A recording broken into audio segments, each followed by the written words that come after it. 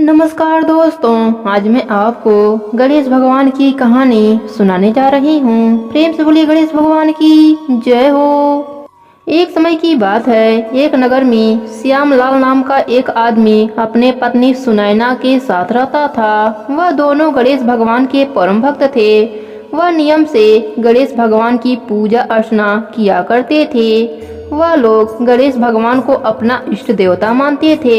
गणेश भगवान की कृपा से उनके घर में अन्न धन का भंडार भरा था। उनका एक बेटा और एक बेटी थी। अपने माता पिता के तरह ही वह दोनों भी गणेश भगवान का नित्य नियम से पूजा पाठ किया करते थे। जब बेटी शादी के योग्य हुई तो श्यामलाल अपनी बेटी की शादी खोजने लगे। श्यामलाल जिस घर भी जाते वह पता लगाते कि उस घर में पूजा पाठ होता है कि नहीं। इस तरह से उन्हें एक मध्यवर्गीय परिवार मिला। उस परिवार में सभी लोग धार्मिक प्रवृत्ति के थे। इस प्रकार श्यामलाल अपने बेटी का विवाह कर दिया। बेटी जब ससुराल गई तो ससुराल में वह गणेश भगवान का नित्य नियम करने लगी। देखते ही देखते उसके घर में अन्न धन का भंडार भर गया। अब वह सेठ कहलाने लगे। यह बात उनके पड़ोसन को अच्छी नहीं लगी। वह राजा के पास गई और राजा से बोली, हमारे पड़ोस में एक बहू आई है। वह साक्षात लक्ष्मी है। उसके आने के बाद वह लोग दिन दूना रात चौगुना तरक्की कर रहे हैं। ऐसी भाग्यशाली लक्ष्मीवान बहू तो राजमहल में होनी चाहिए। अगर वह आपके पास रहे तो आपका राजकोष कभी भी खाली नहीं होगा महाराज। पड़ोसन की बात सुनकर राजा उसके बातों में आ गया। वह राजा सेठ के घर से उसके बहू को लाने का हुक्म दे दिया।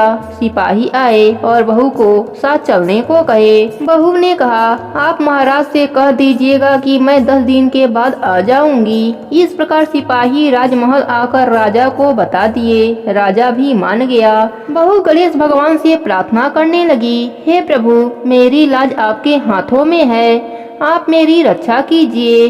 गणेश भगवान के कोप से राजा के शरीर में जलन होने लगी। देखते ही देखते उसके शरीर में कोढ़ निकल आया।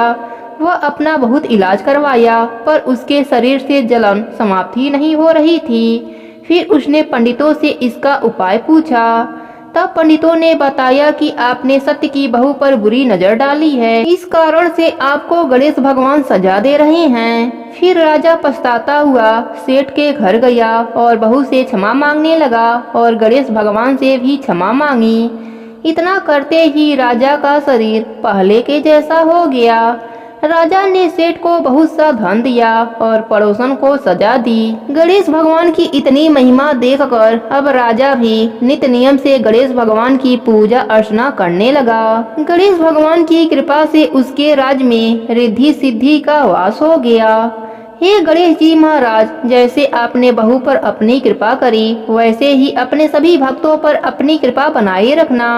कहानी अधूरी हो तो पूरी करना, पूरी हो तो मान रखना।